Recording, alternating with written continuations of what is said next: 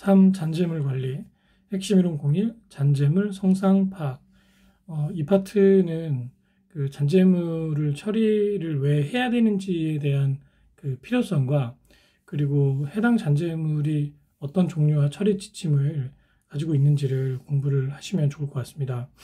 우선 잔재물의 처리의 필요성 내용을 보시면 이 MBT라는 것이 그 생활 폐기물 전처리 시설이거든요. 이 시설에서는 어떤 걸 하냐면 최종 폐기물의 소각이나 매립 전에 재활용 물질이나 가연성 물질, 생분해 물질 등을 이제 분리 선별해서 부하를 줄여주는 그런 역할을 한다고 보시면 돼요. 이 과정에서 잔재물이 적게 나와야 최종 처리인 소각이나 또는 매립할 때 좀 효율적으로 할 수 있잖아요. 그래서 결국에는 이제 최종 처리나 처분할 때 부하를 줄여주고자 하는 목적으로 잔재물이 반드시 처리가 돼야 된다. 그런 내용을 중심으로 한번 읽어보시면 좋을 것 같습니다. 자, 다음은 잔재물 종류에 따른 처리 지침을 간단하게 설명드릴게요. 우선 이제 재활용품 같은 경우에 이것을 이제 다시 판매하거나 공공 재활용 기반 시설과 연계해서 이제 가공한 후에 유상 판매를 이제 좀 하는 것을 원칙으로 한다. 그리고 유기성 폐기물은 대표적으로 이제 음식물류가 포함이 되는데 얘네들은 생물학적으로 분해가 되잖아요. 그래서 분해가 되는 원리를 활용을 해서 첫 번째로 이제 생물학적 처리 시설 중에 호기성 분해를 통해 안정화를 시킨다. 안정화라는 거는 물질이 충분히 분해가 돼서 성상이나 양이 이제 더 이상 변화가 잘 되지 않는 그런 지점까지 미생물로 분해를 하는 그런 방안을 이야기를 합니다. 그래서 안정화 방안이 이제 첫 번째이고요.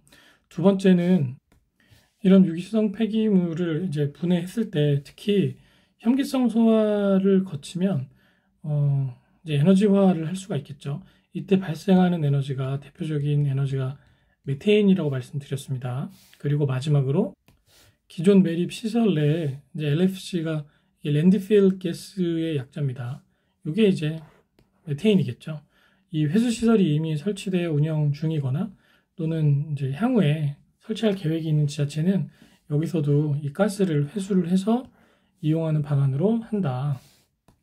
그리고 토사류나 혐기성 소화 후 발생한 고액 분리 슬러지 같은 경우에 기본적으로 매립이 원칙입니다.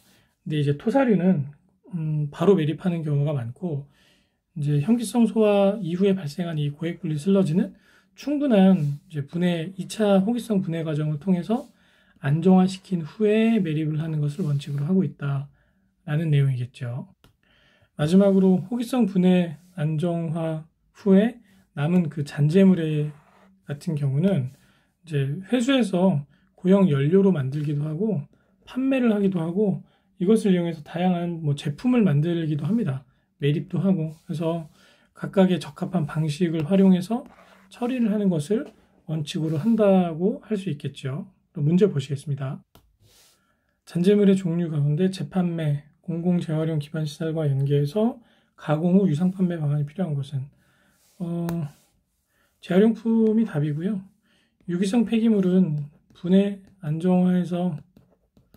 안정화한 후에 이제 랜드필 가스를 회수한다고 했죠. 토사류는 매립을 기본으로 하고 호기성 분해 안정화 후 잔재물 발생했을 때는 이거는 다양한 적절한 방법으로 처리를 한다고 했습니다. 그래서 답은 1번입니다.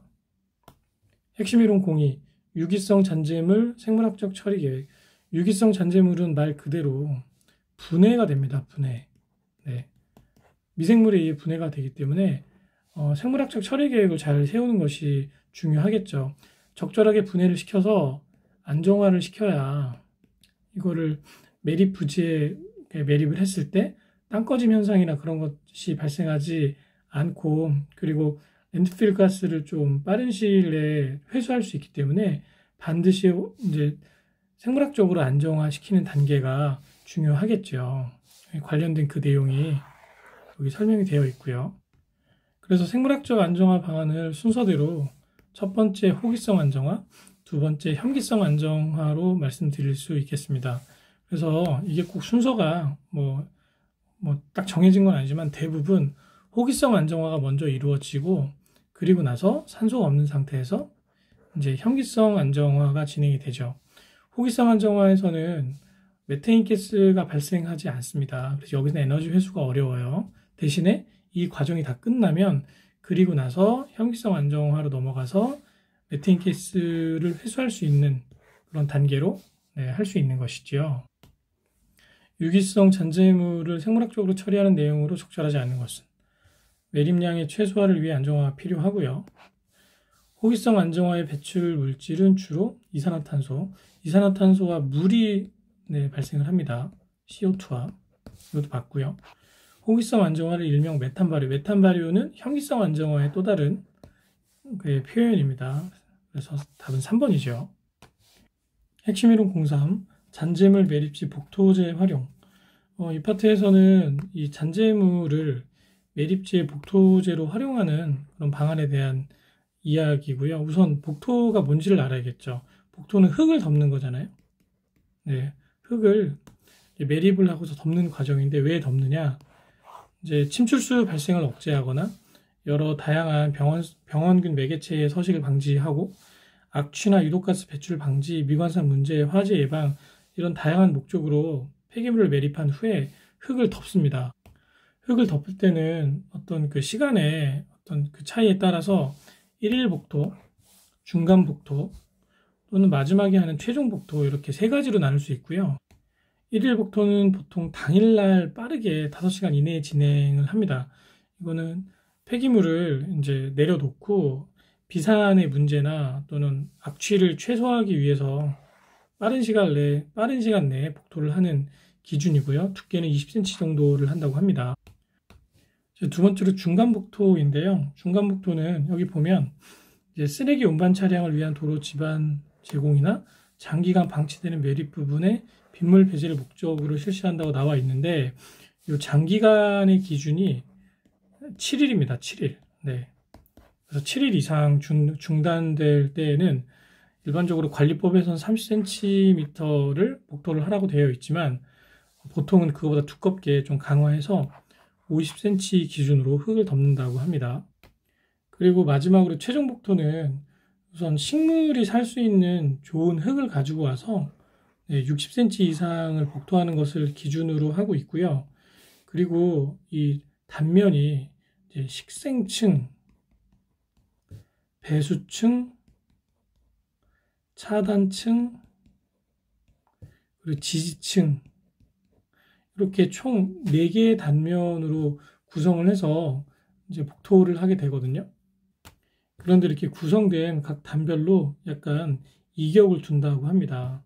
그래서 이제 복토를 하고 나서 이게 불균형적으로 침하가 될 우려가 있기 때문에 이격을 어느 정도 두고 1년이 지난 시점 이후에 각 단별 이격 구간에 이제 최종 복토를 하고 매립이 다 끝나고 나서는 상부 활용 계획을 수립해서 또 함께 진행한다고 합니다. 그래서 두께 정도는 좀 암기를 하시면 좋을 것 같습니다. 그래서 이런 잔재물을 복토제로 활용할 수 있다. 그래서 이 파트는 이제 복토에 관한 내용과 잔재물을 복토로 활용할 수 있는 방안도 있다 정도로 알고 문제를 한번 풀어보실게요. 잔재물을 매립지 복토제로 활용하는 내용으로 가장 적절한 것은 1번 복토는 침출수 발생, 악취, 유독가스 등의 배출 방지를 위해서 사용하죠. 1일 복토는 5시간 이내, 두께는 20cm라고 했어요. 근데 한 가지 중요한 건 계속 제가 말씀드리지만 법적 기준보다는 강화해서 복토를 합니다. 이게 법적으로 1일 복토의 기준은 15cm예요. 근데 이거보다 두껍게 한다라는 내용. 3번 잔재물의 호기성, 현기성, 생분해도를 분석한 후에 복토제로 활용이 가능하겠죠. 4번 일반적으로 복토는 관리법의 기준과 동일하게 적용하여 시행하지 않고요. 강화해서 시행한다고 말씀드렸습니다. 예를 들어 1일 복토의 법적 기준은 15cm지만 20cm로 한다고 했어요. 답은 4번입니다. 4. 고용화 처리 기술 핵심 이론 01 고용화. 고용화에 대한 내용이 나왔는데요. 얘는 이제 유독성 물질의 처리가 잘 안 되는 경우가 있어요. 그래서 고화제를 많이 집어넣어서 딱딱한 고체 형태로 만들어서 이제 안정화와 고용화를 동시에 진행하는 과정을 말합니다. 그래서 이제 목적이 유해 폐기물 취급 개선, 환경 오염 방지, 한마디로 분해가 잘 안 되는 난분해성 유독성 오염 물질을 좀 이렇게 쉽게 처리하기 위한 방법이라고 할 수 있겠죠. 그래서 고용화를 하게 되면 이제 함수율이 떨어져서 취급이 쉬워진다라는 이야기와 유해 폐기물 용출 표면적이 축소된다라는 건 이제 유해 폐기물이 밖으로 안 빠져나오게 된다라는 이야기가 되겠죠. 또 pH 조절, 흡착 등으로 유해 물질의 용해도가 감소된다. 다양한 형태로 재활용이 가능해진다. 주로 벽돌로 많이 씁니다. 벽돌. 네, 이걸 저는 썩 좋아하진 않지만 사용할 수 있다고 해요. 그럼 문제 보실게요. 예, 고용화에 대한 기본적인 개념을 묻는 문제죠. 답은 1번입니다.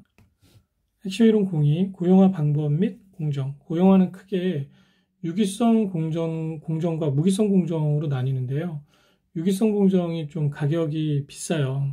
얘네는 이제 특별한 어떤 이걸로밖에 처리가 안 되는 상황에서만 쓰고요. 유기성 공정에서 사용되는 이제 고화제 같은 경우에 예를 들면 뭐 타르나 에폭시 그리고 뭐 파라핀 이런 것으로 고용화 시킨다고 좀 알고 계시면 좋을 것 같아요. 반면에 이제 무기성 공정이 가장 보편적으로 많이 사용되는데 제일 많이 사용하는 것이 시멘트예요. 시멘트. 그래서 시멘트로 그냥 돌로 만들어 버리는 거죠. 그래서 시멘트 같은 물질을 이용해서 대상체를 고용화시킨다. 적절한 함수율의 무기성 슬러지 처리에 굉장히 좋고, 그리고 포졸란 같은 물질, 이게 포졸란이 일종의 혼화제입니다. 혼화제. 가격이 좀 저렴하다고 합니다. 그래서 포졸란을 쓰면 조금 더 싼 가격으로 이제 그 고용화를 시킬 수 있다. 그리고 이제 고용화 공정에 대해서 나오는데요. 첫 번째로 이제 시멘트를 이용한 방법은 가장 이제 보편적으로 사용할 수 있겠죠. 그리고 사전에 뭐 굳이 탈수하지 않아도 쉽게 고용화시킬 수 있다. 포틀랜드 시멘트법을 많이 사용한다고 했는데 포틀랜드 시멘트가 가장 보편적인 시멘트라고 해요. 그래서 이런 내용들 한번 읽어 주시고요. 두 번째로 석회기초법도 이게 시멘트법만큼 많이 사용이 된다고 합니다. 가격이 싸고 얘도 탈수를 굳이 하지 않아도 되는 그런 좀 이것도 많이 편하니까 가격도 싸고 많이 사용된다고 하고요. 세 번째로 자가 시멘트법이 나오는데요. 이 자가라는 뜻이 폐기물 자체에 시멘트의 요소가 물질로서 있을 때 이것을 활용하는 방법이라고 생각하시면 되고요. 이제 낮은 혼합률을 지닌 중금속 폐기물에 적합하다고 했는데 혼합률이라는 개념 자체가 이제 시멘트 양을 이제 폐기물 양으로 나눈 값이에요. 그래서 이 값이 낮다라는 거는 시멘트가 많이 사용되지 않아도 이제 그 고용화를 시킬 수 있다라는 식으로 이해하시면 됩니다. 그래서 이런 특징들 폐기물 자체가 고용화되고 아무래도 폐기물 내에 있는 이 시멘트의 요소를 활성화시키기 위해서는 외부 에너지가 필요한 그런 좀 불필요한 단점도 있다고 합니다. 다음은 피막 형성법입니다. 얘는 폐기물이 이렇게 있으면 이 겉면을 피막으로 이렇게 쌓는 거거든요. 네, 소재를 녹여서 코팅을 시킨다라고 생각하시면 좋습니다. 그런데 이제 효과가 상당히 좋고 재료도 많이 사용되진 않지만 에너지가 많이 필요하겠죠. 열로서 이걸 녹여서 뒤집어 씌워야 되니까. 그리고 화재 위험도 있는 그런 단점이 있다. 또한 피막용 수지가 굉장히 고가라고 합니다. 그래서 얘도 이제 아주 특별한 폐기물을 처리를 할 때만 사용할 수 있다고 해요. 마지막으로 이제 열 가소성 플라스틱법이라는 게 있는데 이제 열 가소성이 플라스틱에 열을 가하면 이제 녹잖아요, 액체로. 그 원리를 이용해서 폐기물을 고용화시키는 방법이라고 생각하시면 되고요. 얘는 폐기물 자체가 고온이 됐을 때 이제 녹으면 분해되면 사용할 수가 없겠죠. 그리고 열을 많이 사용하는 문제 때문에 에너지 요구량이 높고 그 과정에서 이제 화재 발생의 위험이 있다 정도 아시면 좋을 것 같습니다. 1번입니다. 다양한 폐기물에 적용이 가능하다. 주로 중금속 물질 처리에 적합하고 공정위 시험 많이 활용되는 고용화 공정은 무엇이냐? 석회기초법과 시멘트가 가장 많이 사용된다고 했고요. 다양한 폐기물 적용 가능한 건 이제 시멘트 기초법이라고 했죠. 답은 3번입니다. 2번 고용화 공정 가운데 열 가소성 플라스틱법에 대한 설명으로 옳지 않은 것은 용출 손실이 거의 없고요. 고화 처리된 폐기물은 회수 후에 재활용이 가능합니다. 그리고 고온에 녹으면 폐기물이 사용할 수 없다고 했죠. 그리고 혼합률이 생각보다 높습니다. 얘는 많은 플라스틱이 필요하게 됩니다. 답은 4번이죠. 5. 소각 핵심 이론 01 소각 처리의 장단점. 여기서는 소각 처리에 대한 내용과 그리고 연소에 대한 내용들을 제가 좀 다루어 봤는데요. 우선 소각 처리의 장점은 폐기물을 굉장히 감량화를 많이 할 수 있다. 90% 정도를 제거할 수 있습니다. 그리고 폐기물의 위생적 처리라는 것은 이제 병원성 미생물이나 이런 것들을 다 사멸시킬 수 있죠. 그리고 태우는 과정에서 에너지도 회수가 가능하고 이거 뭐 아까 설명을 했으니까 이런 장점이 있는 반면에 이게 기술력이 상당히 좋아야 되고 그리고 고가입니다. 고가. 또한 2차 오염물질이 발생이 되고 2차 오염물질 중에 굉장히 유독한 것들이 많아요. 예를 들면 이제 다이옥신 같은 경우에 굉장히 유독한 물질이잖아요. 그래서 장점과 단점이 극명하게 갈리는 처리가 소각 처리다라고 말씀드릴 수 있겠어요. 슬러지 소각의 장점으로 가장 거리가 먼 것은 병원균 사멸, 맞죠? 용적이 90% 감소시킬 수 있다고 했습니다. 시설 및 유지 관리비가 굉장히 비싸다고 했죠. 답은 3번입니다. 핵심 이론 02 연소의 조건. 연소의 3요소를 우리는 가연물, 산소 공급원, 점화원으로 규정을 하고 있고요. 잘 타려면 연소 온도를 높여야겠죠. 그래서 연소 온도를 높이게 하는 방법을 다음과 같이 정리를 해봤습니다. 그래서 발열량이 높은 연료를 사용하거나 완전 연소시키거나 또한 이제 과잉 공기비를 좀 적게 할 것. 공기량이 또 너무 많이 들어가면 연소 온도가 적절하게 유지가 안 된다고 합니다. 그리고 태우기 전에 연료나 공기를 한번 미리 예열을 해서 공급하면 조금 더 효율적인 연소가 가능하다고 하고요. 그 연소 속도를 좀 빨리 하면 또한 온도를 적절하게 올릴 수 있다고 합니다. 그럼 문제를 보실게요. 1번 연소 시 연소 온도를 높일 수 있는 조건이 아닌 것은 공기비는 너무 높으면 안 된다고 했어요. 예열하고 완전 연소, 발열량이 높은 연료 다 맞죠? 답은 1번이죠. 2번 연소 시 연소 온도를 높일 수 있는 조건으로 가장 거리가 먼 것은 주로 이제 이 예시가 많이 나와요. 과잉 공기량을 많이 이게 공기비를 높게 한다고 이제 같은 얘기인데요. 과잉 공기량을 많게 하면 온도가 적절하게 되지 않고 저하될 수 있다. 답은 3번입니다. 핵심 이론 03 연소 효율을 높이기 위한 조건 중에 이제 3T가 있어요. 네, 그래서 온도, 시간, 혼합 이거 같이 암기를 해두세요. 1번 소각로에서 연소 효율을 높이기 위한 조건 중 3T 타임, 템퍼러처, 터뷸런스 이렇게 시간, 온도, 혼합 이거 꼭 암기하시기 바랍니다. 그래서 적당한 온도와 적당한 혼합과 충분한 연소 시간 이렇게 되고 산소 공급에 대한 얘기는 없죠. 답은 4번입니다. 2번 소각장에서 폐기물을 연소시킬 때의 조건으로 적절하지 못한 것은 3T 물어보는 거죠. 다 맞는데 체류 시간이 길면 길수록 좋고 충분해야 됩니다. 네, 그래서 답은 3번입니다. 핵심 이론 04 인하점과 착화점. 인하점과 착화점을 좀 우리가 헷갈릴 수 있는데 인하점은 자 외부 에너지가 있습니다. 그래서 다른 불꽃으로 되었을 때 이제 불이 붙는 그 지점, 온도, 그 최저 온도를 우리가 인하점이라고 하고요. 착화점은 그런 불꽃이 없는데도 불구하고 내부에 에너지가 쌓여서 스스로 타기 시작하는 최저 온도를 의미를 합니다. 그것을 꼭 기억을 해두세요.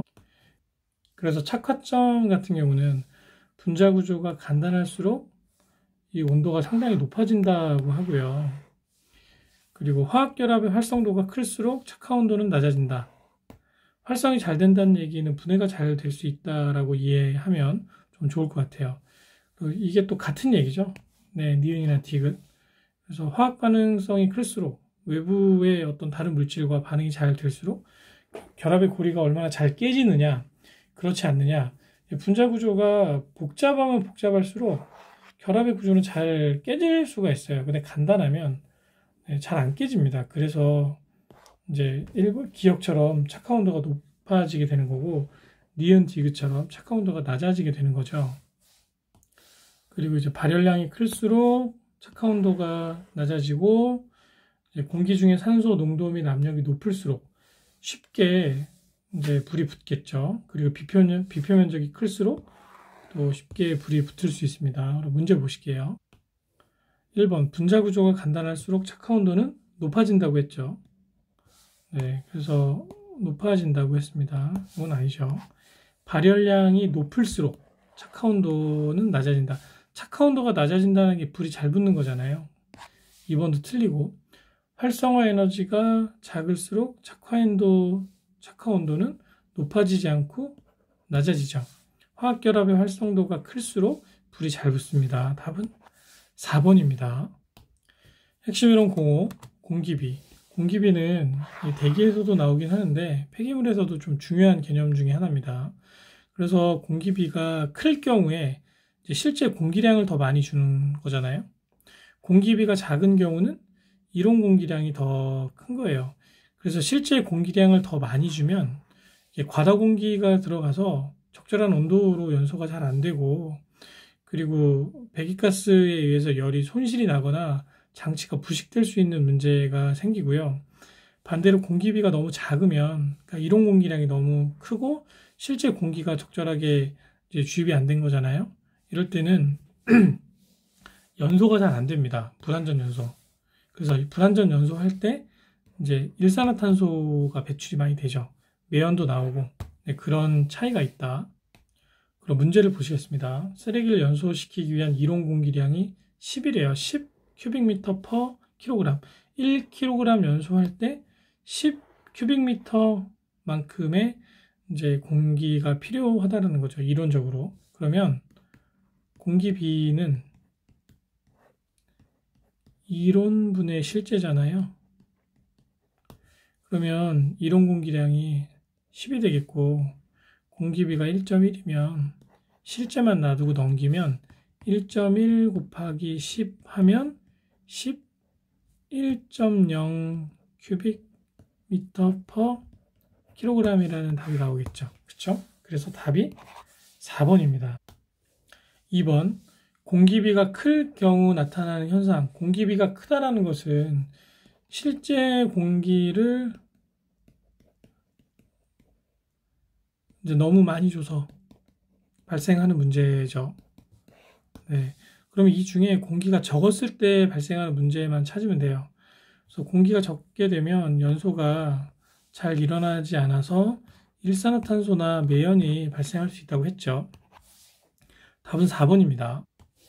핵심 이론 06, 화격자 연소 방식. 이제 소각로에 대한 이야기가 나오는데요. 화격자가 가장 보편화된 소각시설입니다. 그래서 우리가 보통 소각시설이라고 하면 대부분이 다 여기에 해당이 돼요.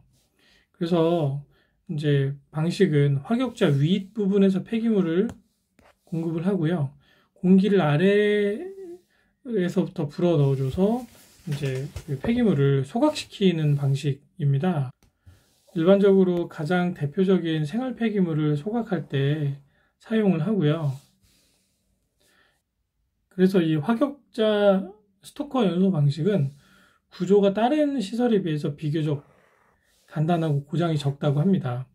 그리고 계속 태울 수 있어서 보통 쉬지 않고 소각을 시키거든요. 그래서 연속적으로 소각과 배출이 가능하고, 그런데 이제 뜨거운 열에 쉽게 용해되는 그 물질을 태울 때는 화격자가 막히는 그런 부작용이 생겨서 대상 물질에 어떤 좀 제한이 생길 수도 있고요. 그리고 체류 시간이 길고 교반력이 좀 약해서 이런 단점들도 있습니다. 또한 계속 24시간 이제 쉬지 않고 구동을 시키니까 고온이 계속 유지가 될 거 아니에요? 그래서 금속으로 된 화격자가 이제 마모나 손실 이런 부분이 발생할 수 있다고 해요. 자, 문제입니다. 도시 폐기물을 소각하는 방식. 체류 시간이 길고 교반력이 약하여 국부가열의 우려가 있는 소각로. 화격자 소각로에 대한 설명이죠. 3번입니다. 2번. 화격자 소각로의 장점으로 가장 적합한 것은, 이게 이제 보편적으로 가장 많이 사용이 되고 쉬지 않고 소각할 수 있다, 배출할 수 있다, 그 정도가 장점이라고 했어요. 답은 2번입니다. 다음은 고정상 연소 방식입니다. 얘를 이제 고정상 소각로라고 우리가 보통 이야기를 하는데요. 소각로 안에 그 상단 부분에 폐기물을 쌓아서 연소를 시킨다고 했어요.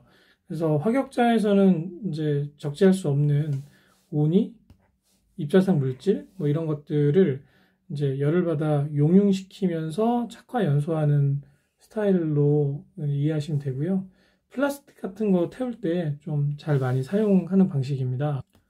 그래서 폐기물을 어떻게 적치하느냐에 따라서 경사시켜서 적치하는 경사 고정 방식과, 그리고 수평으로 고정시키는 수평 고정 상식, 그리고 단을 여러 개를 쌓아서 적치하는 다단로 방식, 이렇게 세 가지로 나뉘어질 수 있다고 해요.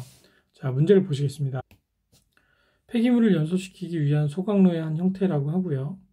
여기 보면 이제 플라스틱 같은 것을 이제 소각에 좀 잘 사용이 된다라고 하면 이제 고정상 소각로로 체크를 하시면 될 것 같아요. 답은 1번입니다. 핵심 이론 08 로터리 킬른 방식. 얘는 그 길게 생긴 원통에 쇠로 만들어진 원통을 이렇게 회전을 시킵니다. 네. 이렇게 회전을 계속 시킵니다. 그리고 이 안에 이제 폐기물을 집어넣어서 폐기물이 이렇게 쌓이면 요걸 이제 가열을 하는 거예요. 네. 그래서 거의 모든 종류의 폐기물을 이제 소각할 수 있는 굉장히 좋은 방법이긴 한데 효율이 그렇게 높지는 않습니다. 속도도 좀 느리고. 그래서 장점과 단점이 되게 극명하게 갈리는데요. 장점은 다양한 폐기물을 처리할 수 있다. 그리고 전처리 이런 것도 필요 없고 그냥 때려 넣고 천천히 가열을 하면 모든 폐기물을 다 이제 처리할 수 있는 그런 장점이 있는 반면에, 단점은 효율이에요. 효율이 상당히 낮고, 그리고 그 로터리 킬른 내부에 늘어붙는 폐기물을 처리할 때는 좀 적합하지 않다 정도만 기억하시면 좋을 것 같아요. 1번입니다. 로터리 킬른 방식의 장점이라고 볼 수 없는 것은, 효율이 낮다고 그랬죠. 효율이 낮아요. 효율이 굉장히 낮습니다. 그리고 속도도 느리고. 네, 답은 3번입니다. 다음 중 로터리 킬른 방식의 장점으로 거리가 먼 것은, 효율이 낮다고 그랬어요. 이거 자주 나옵니다. 그리고 얘는 이제 모든 쓰레기를 이제 전처리 없이 그냥 쉽게 느리지만 낮은 효율로 처리하는 데 적합한 방법이라고 했죠. 답은 1번입니다. 핵심 이론 09 유동상 연소 방식. 이 유동 매체를 이용을 해서 폐기물을 이제 태우는 거거든요. 근데 이 유동 매체가 모래입니다. 모래. 그래서 굉장히 뜨겁게 가열된 모래를 이렇게 공기로 불어 넣어줘서 그것을 이용해서 대상 물질을 태우는, 소각시키는 방법이라 할 수 있겠죠. 우리가 유동 매체의 조건을 암기를 하기보다는 유동 매체로 모래를 사용하니까 모래가 이런 특성이 있는지를 생각하시면 좀 더 쉽게 기억에 남지 않을까 싶습니다. 불활성, 열 충격에 강하고 융점이 높고 녹으면 안 되죠. 그리고 이제 부서져서도 안 되고 비중이 작고 무엇보다 가격이 싸야 된다. 그래서 유동상 연소 방식도 장점과 단점이 이제 갈리죠. 그래서 장점은 슬러지를 처리할 때 굉장히 좋고, 유동상으로 연소를 하다 보니까 그 노 안에 온도를 골고루 적절하게 좀 이제 달궈줄 수 있는 장점이 있고요. 고장도 잘 안 나고, 이제 그 유동 매체를 달궈서 소각시키는 거니까 직접적으로 많은 공기량이 필요하지도 않아요. 그러나 이 슬러지가 수분을 많이 좀 포함하고 있을 때는 소각 효율이 상당히 떨어지는 단점도 있고, 그리고 모래잖아요. 모래가 아무래도 굉장히 단단하기 때문에 그것이 장치를 손상시킬 수 있는 문제와, 그리고 낮은 온도에서 이제 소각할 때에는 악취가 날 수도 있다고 합니다. 자, 그럼 문제를 보실게요. 1번, 뜨거운 공기를 주입해서 모래를 부상 가열시키고, 모래라는 말이 나오면 네, 유동상이라고 답을 체크해 주세요. 답은 2번입니다. 2번, 유동상 소각로에서 매질이 갖춰야 할 조건. 이거를 모래의 특성과 맞는지 한번 생각을 해보자고 제가 했죠. 자, 불활성 맞고요. 융점이 낮으면 매질이 그 대상을 태우기 전에 본인이 녹기 때문에 이건 안 되죠. 답은 2번입니다. 3번, 유동상 소각로의 장점으로 거리가 먼 것은 유동 매체의 열 용량이 커서 전소 및 혼소가 가능하다. 맞고요. 자, 여기서 말하는 전소라는 것은 완전히 이제 태우는 거고, 혼소는 2종 또는 3종의 그러니까 다른 종류의 어떤 폐기물을 섞어서 분해를 시킬 때, 소각을 시킬 때도 뭐 가능하다, 이렇게 이해하시면 좋을 것 같습니다. 2번, 연소 효율이 높아 미연소 부분의 배출이 적고 2차 연소실이 이제 필요가 없다. 이것도 맞죠. 유동 매체에 손실이 없어 유지 관리비가 적게 소요된다. 이 모래가 생각보다 손실이 좀 발생한다고 해요. 그래서 모래를 다시 채워놔야 되니까 관리비가 이제 지속적으로 들어가게 되겠죠. 답은 3번입니다. 핵심 이론 10. 소각로 연소실 내 연소가스 폐기물의 흐름 형식. 그러니까 이 폐기물이 이동하는 방향과 그리고 연소가스의 이동 방향에 따라서 총 4가지의 형태로 구분이 되거든요. 네, 간단하게 좀 설명만 해드리자면, 우선 교류식은 이 병류식과 향유식의 중간 단계라고 보시면 돼요. 그러면 병류식과 향유식이 뭔지를 먼저 설명을 드려야겠죠. 자, 병류식은 폐기물이 왼쪽에서 오른쪽으로 이동하면 그 연소가스도 같이 함께 이동 방향이 같은 거라고 생각하면 되고요. 자, 얘는 폐기물과 가스가 동일한 방향으로 이동을 합니다. 반면에 향유식은 폐기물이 왼쪽에서 오른쪽으로 이동을 하면 가스는 오른쪽에서 왼쪽으로 이동하는 형태.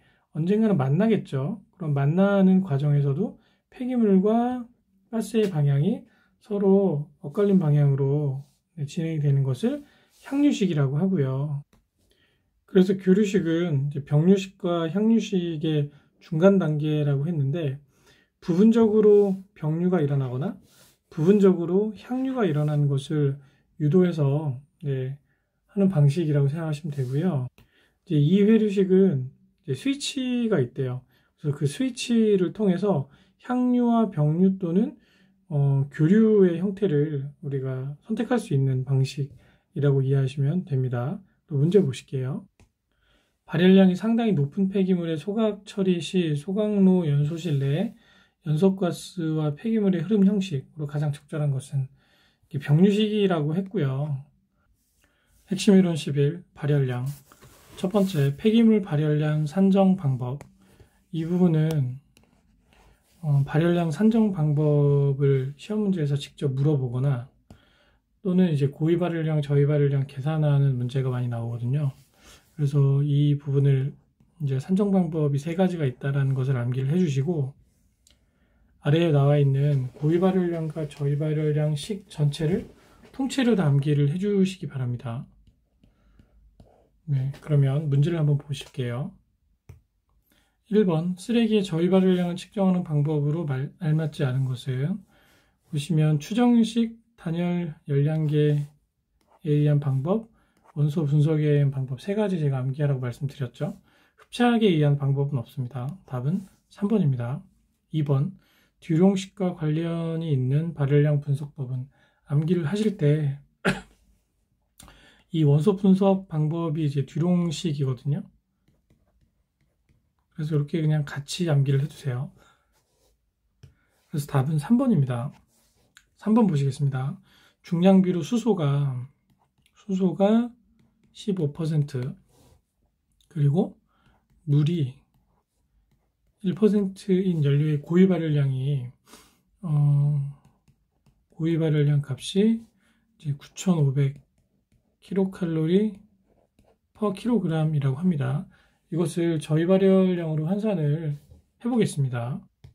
식을 써보면 우선 저희 발열량은 이제 고유 발열량 값에 빼기 600 가로 열고 W 플러스 9H거든요. 요게 수분으로 인한 그 열이라고, 그러니까 수분으로 뺏어가는 열이라고 생각하시면 돼요. 그래서 그대로 숫자를 넣으시면 되거든요. 자, 여기 9,500이 들어가고요.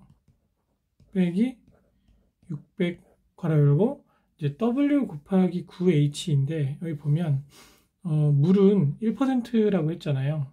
얘를 숫자로 바꾸면 0.01입니다. 더하기 9 곱하기 H가 15% 0.15가 되겠죠.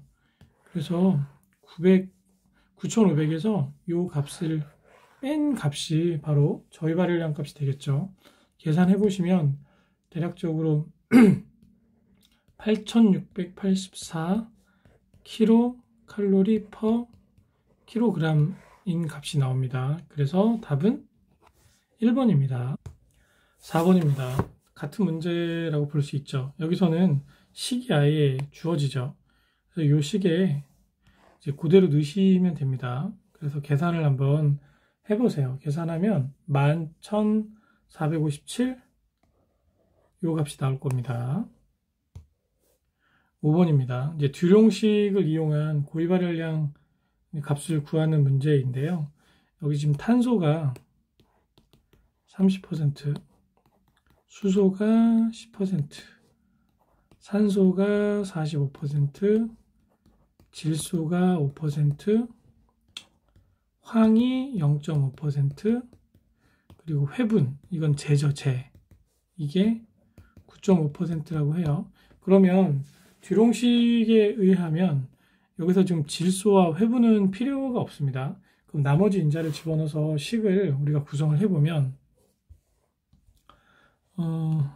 고유 발열량 값은 8,100 탄소 플러스 34,250 괄호 열고 H-8분의 5 괄호 닫고 플러스 2,250 황 이렇게 계산하시면 되거든요. 그럼 그대로 이 수치를 넣으시면 돼요. 숫자로 바꿔서 탄소가 30%니까 8,100 곱하기 0.3이죠. 플러스 34,250 괄호 열고 수소가 10%였죠. 0.1 빼기 8분의 산소가 지금 45%입니다. 0.45 플러스 2250 곱하기 황이 0.5%니까 앞에 공을 두 개를 붙이면 숫자가 되죠. 그래서 0.005가 되겠죠. 그럼 이것을 계산을 하시면 되거든요. 그럼 계산기로 한번 해보겠습니다. 자, 8100 곱하기 0.3 2430이죠. 더하기 괄호 열고 34,250 곱하기 괄호 열고 0.1 빼기 괄호 열고 0.45 나누기 8 괄호를 두 개를 닫을게요. 그럼 요 값이 나오죠.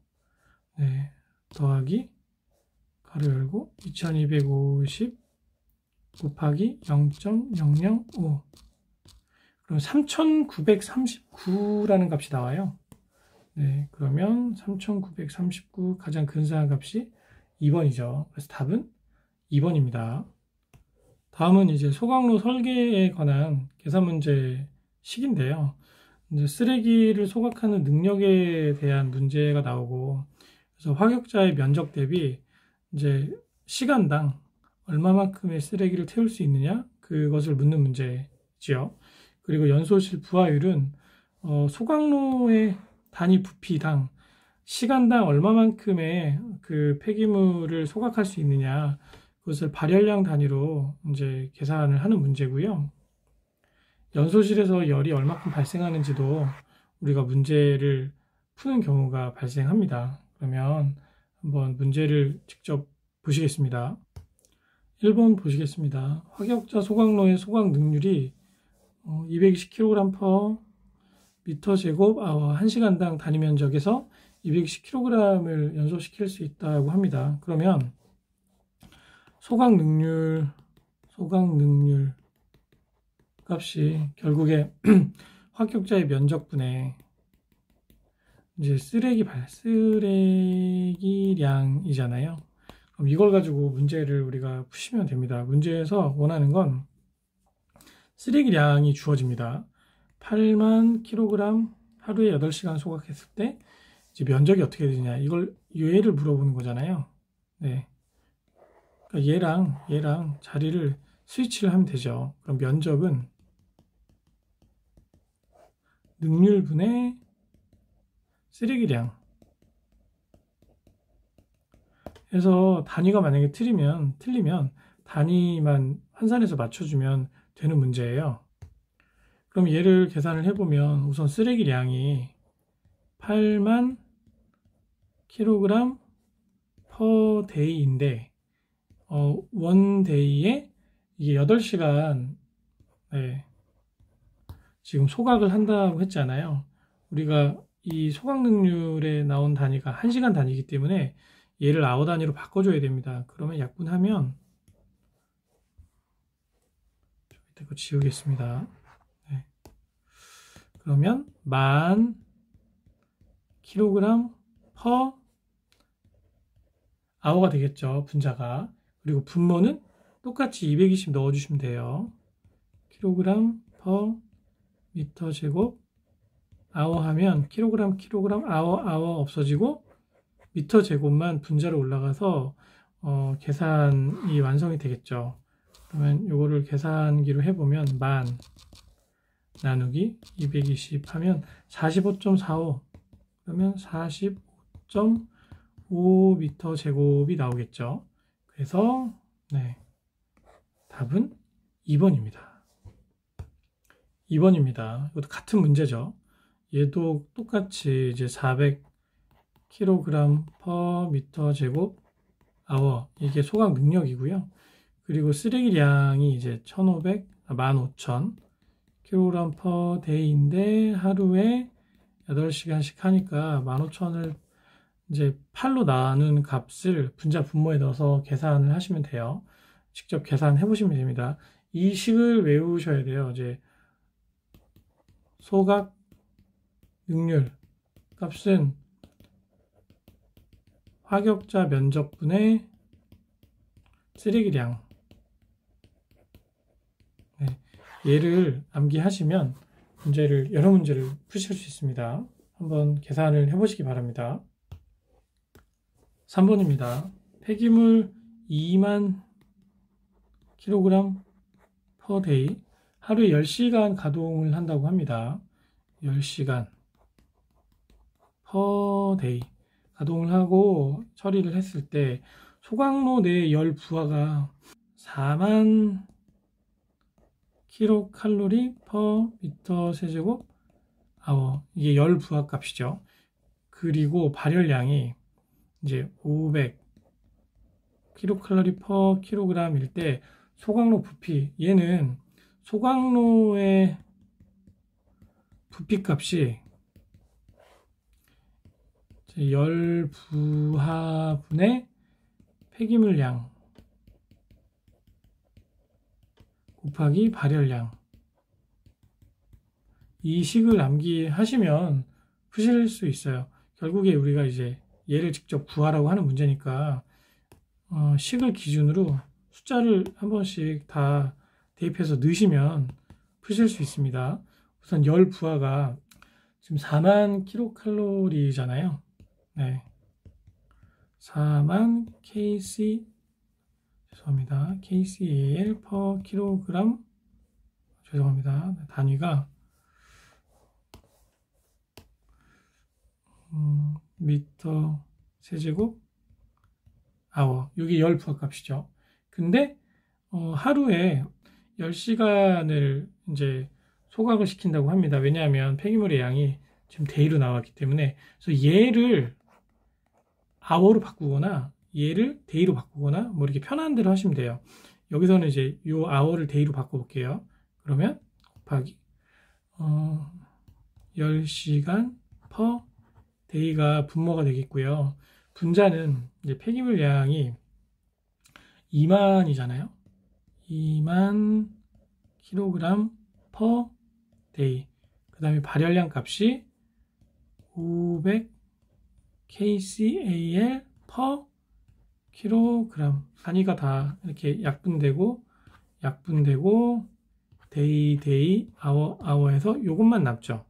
그래서 이게 이제 분자로 올라와서 계산으로 할 수 있습니다. 그러면 계산기로 해도 좋은데 그냥 공을 없애는 식으로 한번 해볼게요.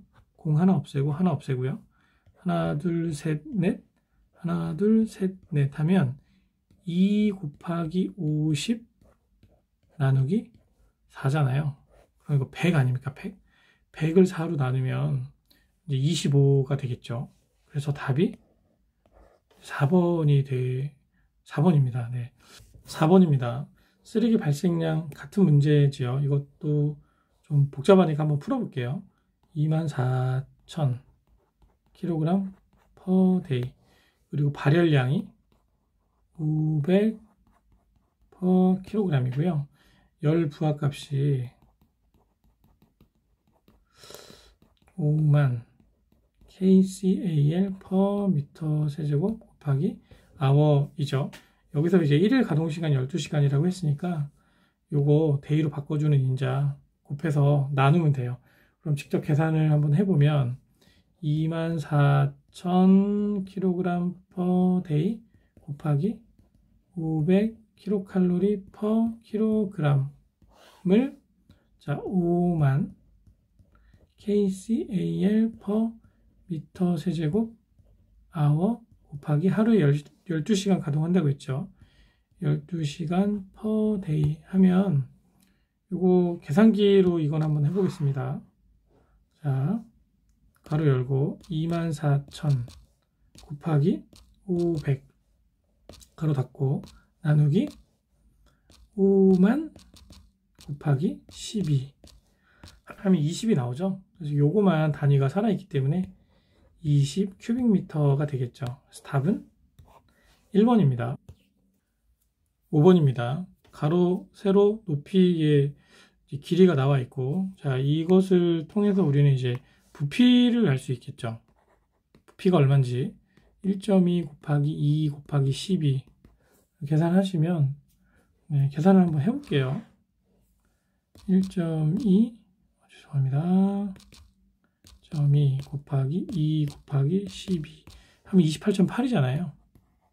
네. 요 값이 우선 첫 번째 나와야겠고, 두 번째는 이제 발열량이 만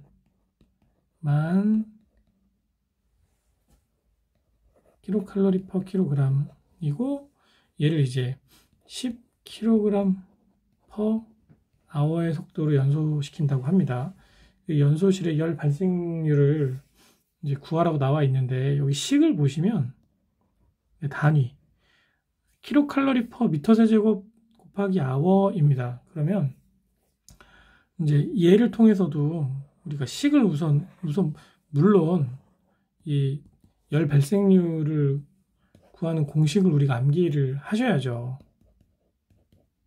네. 그래서 요게 이제 저희 발열량, 요게 이제 연료 사용량, 그리고 요게 이제 부피, 이렇게 해서 넣으셔도 되는데, 혹시 문제를 풀다가 이 식이 생각이 안 날 경우도 있잖아요. 그러면 답에 나와 있는 요 단위를 통해서 유출을 하셔도 가능하다. 아무튼 요거를 암기하셨다는 가정하에 요 값들을 그대로 넣어서 계산을 한번 해보면, 자, 부피가 28.8이고요. 그리고 저희 발열량이 10,000이죠. 곱하기 10kg per hour 하면 계산기를 그대로 하시면 됩니다. 10,000 곱하기 10, 요거를 28.8로 나누면 되죠. 그럼 3,472 kcal per cubic hour, 시간당 3,472 킬로칼로리가 발생한다 라는 답이 되겠죠. 답은 2번입니다. 핵심 이론 13, 소각과 열분해. 여기는 이제 기본적인 개념이니까요. 그냥 숙지만 하시면 좋을 것 같아요. 소각은 이제 물질을 이제 태우는 과정이고요. 열분해는 이제 소각보다는 조금 반응이 좀 달라요. 그래서 열을 이용해서 분해를 하는데 내부 물질을 이용을 합니다. 그리고 열분해했을 때는 여기서 이제 타르나 뭐 이런 그 오일 성분이나 뭐 차르 이런 그 액체 상태에 사용할 수 있는 물질들이 이제 나오거든요. 그 차이라고 생각하시면 돼요. 여기 해설을 보시면 연소는 발열, 열분해는 흡열 반응이다. 그리고 이제 유기물이 연소하면 물과 이산화탄소 생성하지만 열분해는 이제 열에 의해서 고분자 폐기물 및 유기화 물질이 이제 저분자화되면서 그 저분자화된 물질이 이제 얘네들인 거예요. 연료 같은 것들 이렇게 나와요. 네. 그래서 열분해 공정은 전처리, 후처리, 그리고 이후의 오염 관리를 위한 공정 세 가지로 나누어진다고 합니다. 그럼 이 내용을 바탕으로 문제를 한번 보실게요. 소각에 비해 열분해 공정의 특징이라고 볼 수 없는 것은 무산소, 산소가 없는 상태나 산소가 좀 이제 적은 상태, 결핍된 상태를 기준으로 열분해를 진행을 합니다. 이거 맞고요. 액체 및 기체 상태의 연료를 생산할 수 있고요. 네, 산소를 많이 안 쓰니까 녹수 발생량이 없겠죠. 대신에 이제 연료가 발생하긴 하지만 그 양이 일정하진 않습니다. 얼마가 나올지가 정확하지 않아요. 그래서 이제 열분해 생성물의 질과 양의 안정적 확보가 어렵죠. 답은 4번입니다. 핵심 이론 14, 에너지 회수 설비. 자, 이 파트에서는 과열기가 뭔지, 제열기가 뭔지, 절탄기가 뭔지, 그리고 마지막으로 공기 예열기가 무엇인지, 또 이것을 어떻게 순서대로 설치를 하느냐, 그런 것들을 묻는 문제가 많이 나옵니다. 첫 번째로 이제 과열기는 여기 설명을 해설을 보시면 보일러에서 발생하는 포화증기는 다분히 수분이 함유되어 있다. 얘를 이제 열을 가해서 수분을 제거해서 과열도가 높은 증기를 얻기 위해 설치한다고 나와 있는데, 쉽게 얘기해서 공기에, 그러니까 포화증기 상태에서 수분이 많이 제거가 되면 건조한 증기가 발생이 되겠죠. 그래서 건조한 증기를 사용하면 조금 더 열 효율을 높일 수 있다고 합니다. 그래서 얘는 효율을 향상시키기 위한 그런 장치라고 생각을 하시면 돼요. 그 다음에 제열기는 그 터빈에서 그 발생하는 증기를 다시 재가열을 시키는 장치라고 생각하시면 되고, 얘도 효율을 증대시키거나 터빈을 보호하는 목적으로 사용을 한다고 해요. 세 번째 절탄기는 여기 나와 있죠. 석탄을 절약하는 기계 정도만 암기하시면 좋을 것 같아요. 공기 예열기도 이제 가스에 남은 열을 이용을 해서 연소에 사용되는 공기를 미리 예열을 해서 이제 좀 더 쉽게 효율을 높이기 위한 그런 장치라고 생각하시면 됩니다. 순서는 과열기, 제열기, 절탄기, 공기 예열기, 이거 꼭 암기를 하세요. 그럼 문제를 보시겠습니다.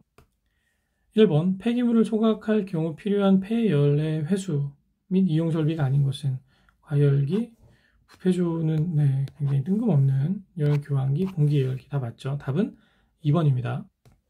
2번, 연소가스의 잉여열을 이용해서 보일러에 주입되는 물을 예열함으로써 보일러 드럼에 발생되는 열 응력을 감소시켜 보일러 효율을 높이는 장치.